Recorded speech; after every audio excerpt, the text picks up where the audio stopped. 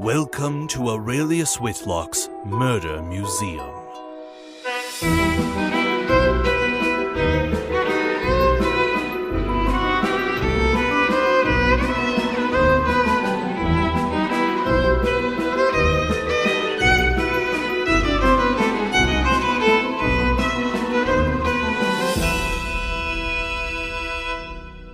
I'm Marcus Richardson.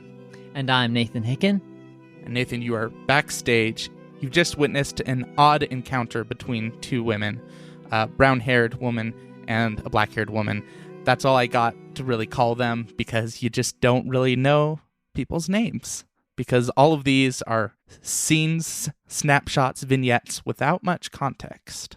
Alas. But I have thoughts. So, first of all, Titania, Oberon, and Puck, I'm assuming that's Midsummer Night's Dream, because that's where Puck is from. So this has to be a different season than the earlier one, which was 2019. Two women, brown-haired woman, and then Gemma.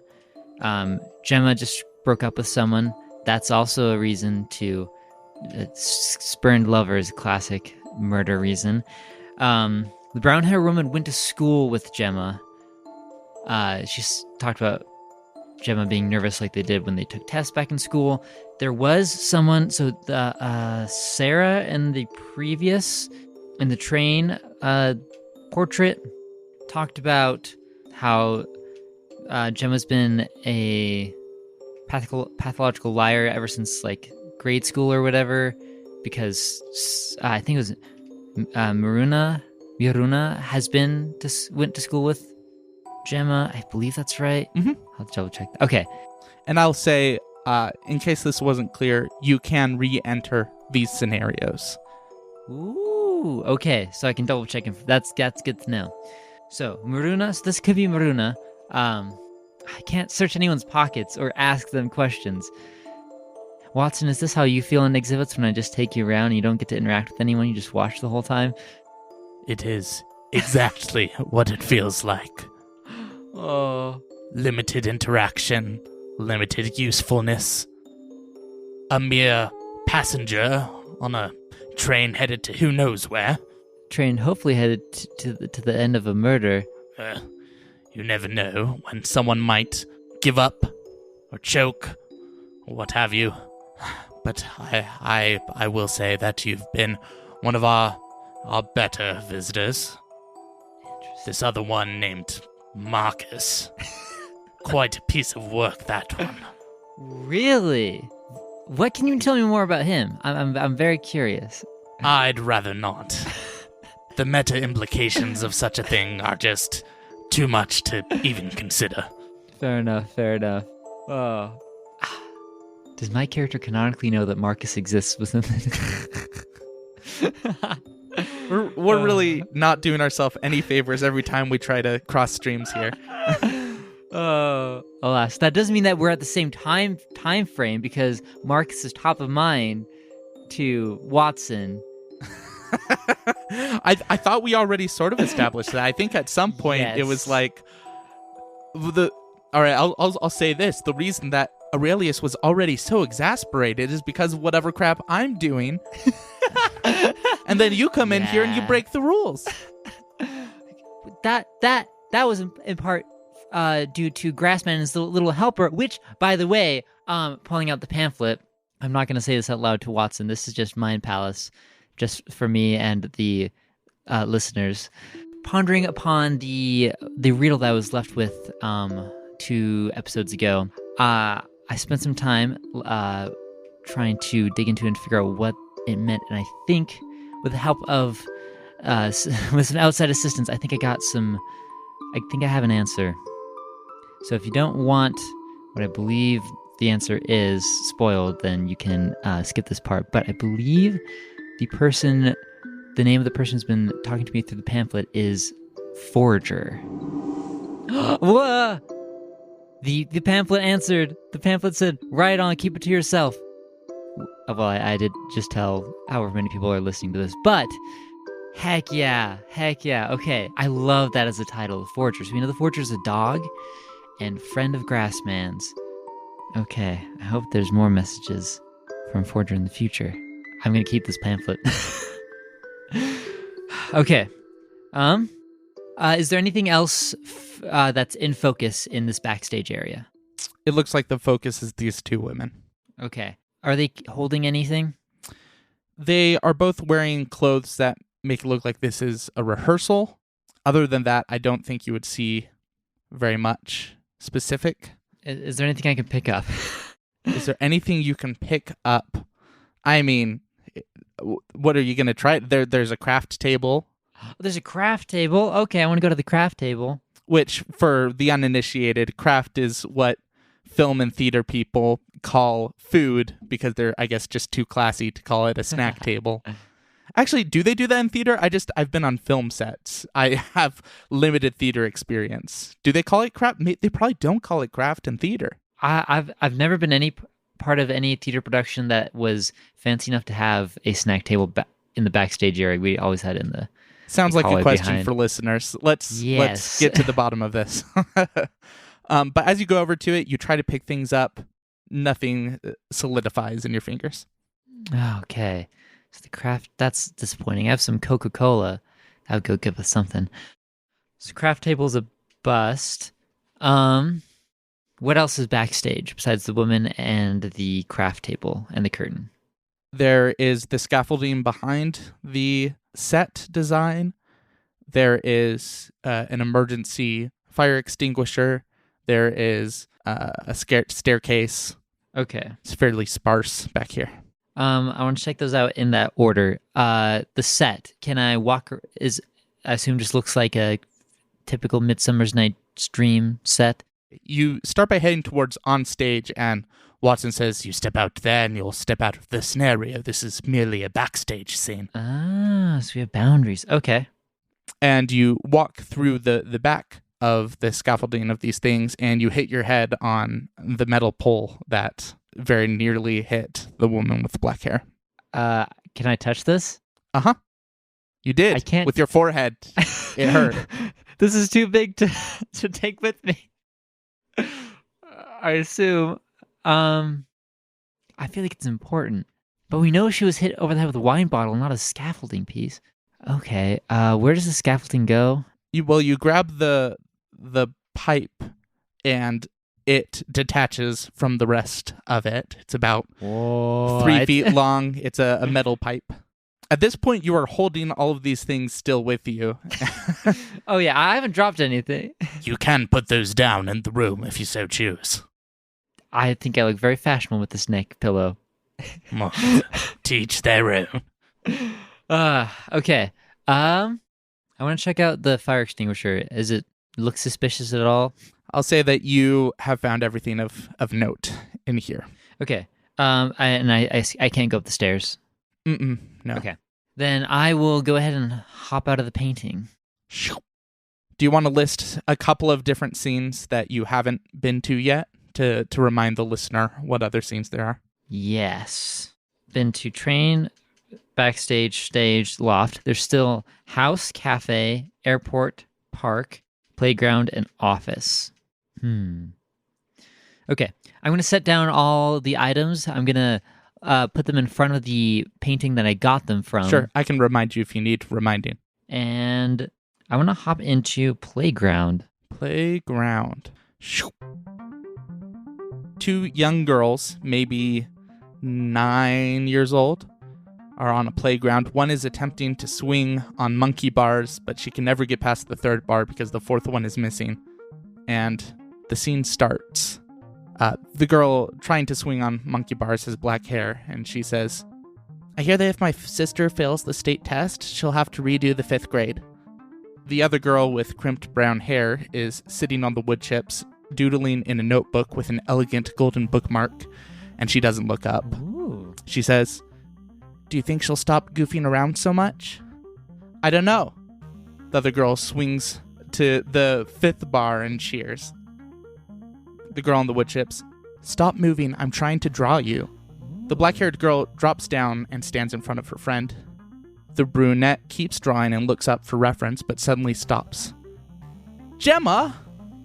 The other girl gives a sheepish grin and says, it was Joanna's idea. I hate it when you do this stuff. What stuff?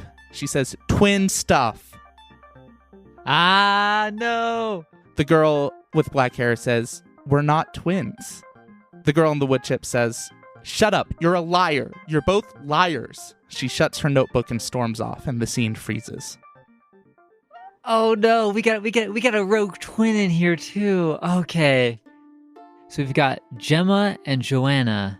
Oh wow. Okay, so crimped brown-haired girl is probably the same as the threatening brown-haired girl, which is the same probably as Maruna, hopefully. But we have Gemma and Joanna. If they're twins, they probably still look alike. So that means I don't know if it was Gemma or Joanna in any of the previous scenes. Taking a look at this girl who is Gemma, because she's directly addressed. What is there like a perchance a defining birthmark on her cheek? An excellent question, but especially at this age, there's nothing distinguishing besides, things that probably won't map to, an early 30s-year-old woman. Okay. Here's just a random thought. What if Gemma is the one with a successful acting career, but sometimes her sister twin, Joanna, hops in, and that's what Maruna was threatening them about? Because it seems that she can tell the twins apart.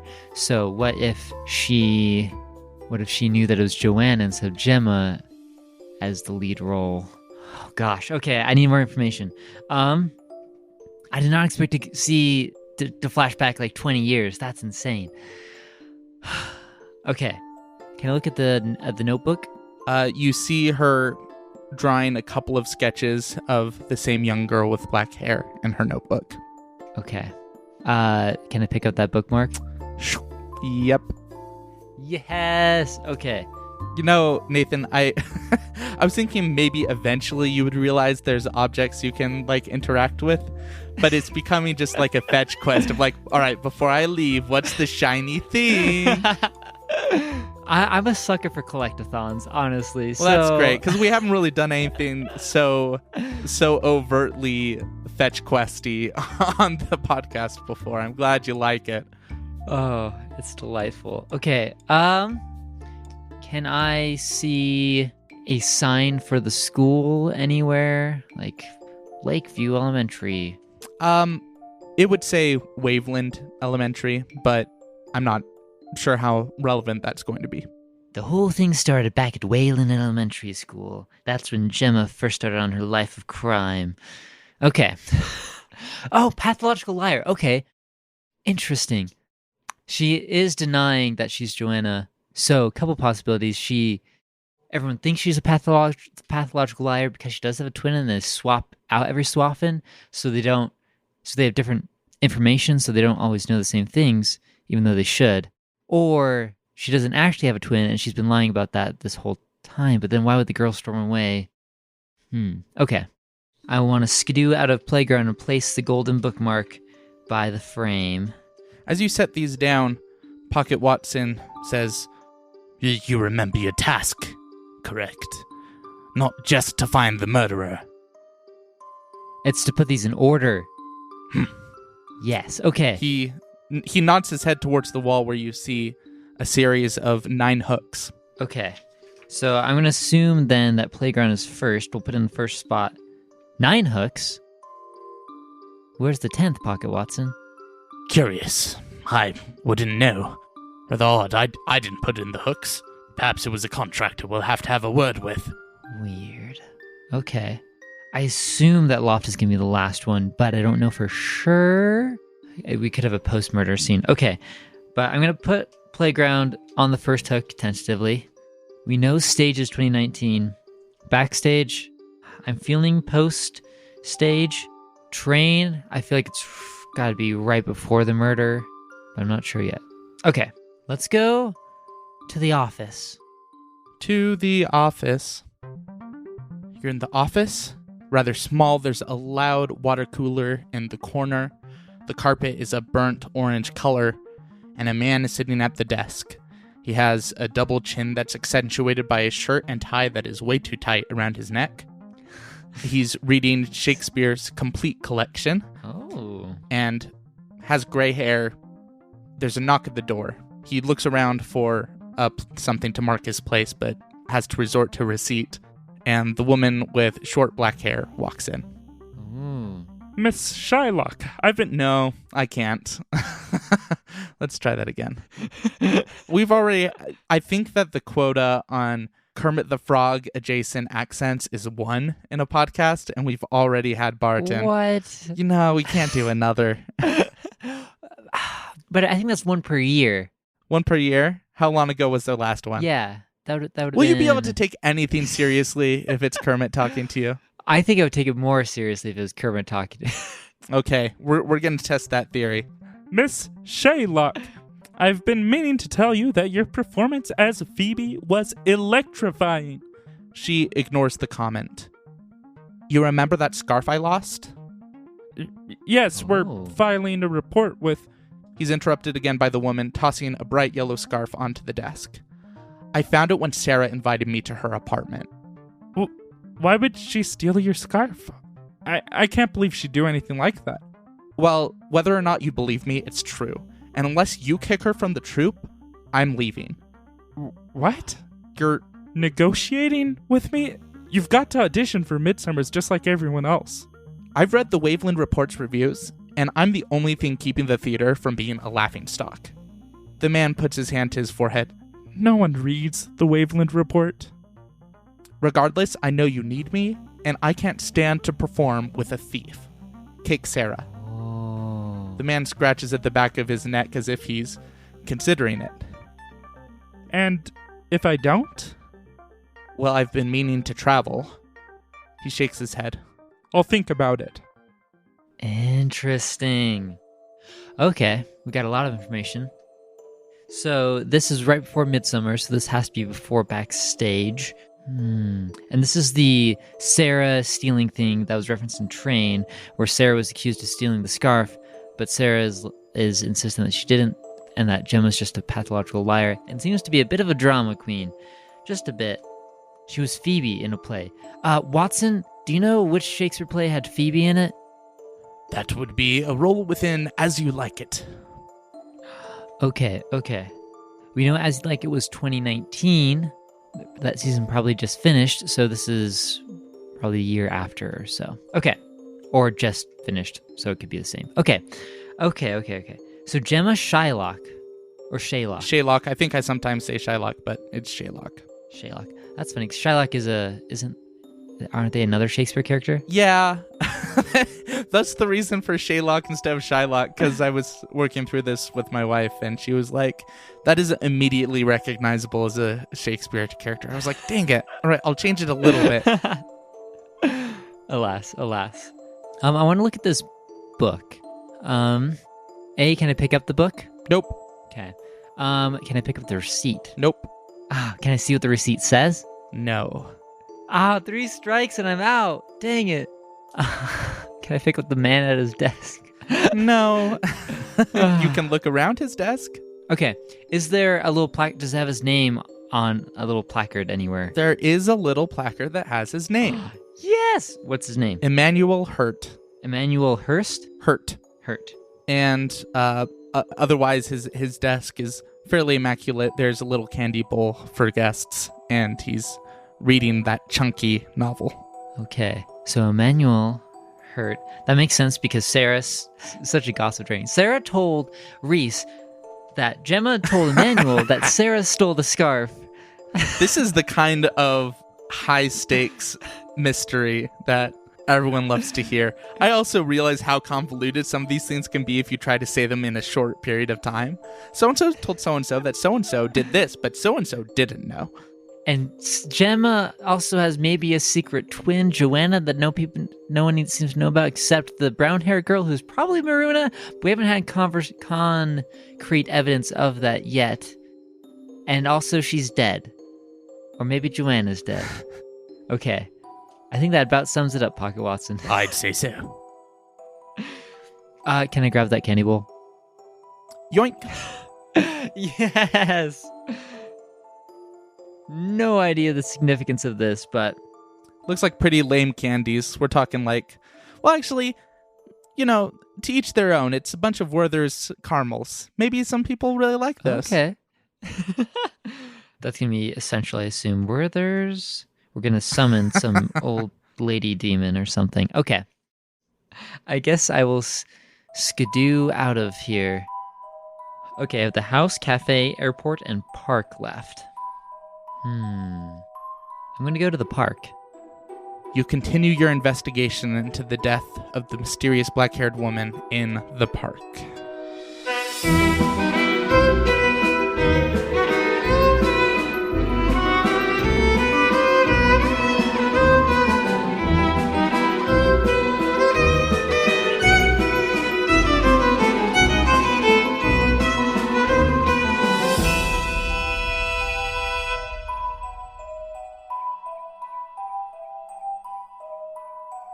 I should start by saying that the most interesting thing that happened during my viewing of Starfoam's King Lear was the ladybug I spotted crawling on the back of the seat in front of me.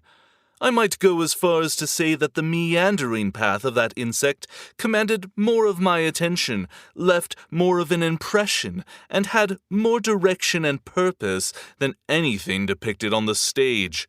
In a face-heel turn from their previous productions, this staging of King Lear appears to be set in Shakespearean times. I claim this with some uncertainty, as the only indicator of an attempt on their part at historical authenticity was their wardrobe, presumably ratted out of a costume bin somewhere in our local Goodwill. The titular role was sullied by none other than Emmanuel Hurt, owner and proprietor of Starfoam Theatre. Clearly, he subscribes to the old adage that if you want something done mediocre, do it yourself.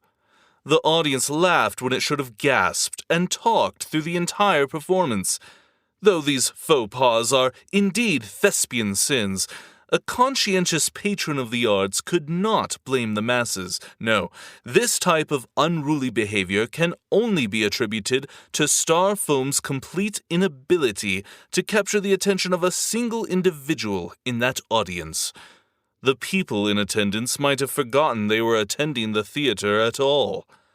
I hear Starfoam Theatre is concurrently running this show as a separate segment of their troupe prepares to perform A Midsummer Night's Dream in a few weeks. I pray that this other cast will better respect the work of the master playwright. Perhaps we can expect their next performance to have a glint of alabaster light? Perhaps in the comely form of Miss Gemma Sherlock? I speak for the masses when I say that we anticipate her remarkable acting prowess with bated breath. This performance, on the other hand, was remarkably unremarkable, impressive only in its banality. I must admit I find myself wistfully pining for Starfoam's elaborate gimmicks of yesterweek. At least those fiascos could keep an iota of my attention for more than a few seconds. And with that, I take my leave. E. Canil, The Waveland Report.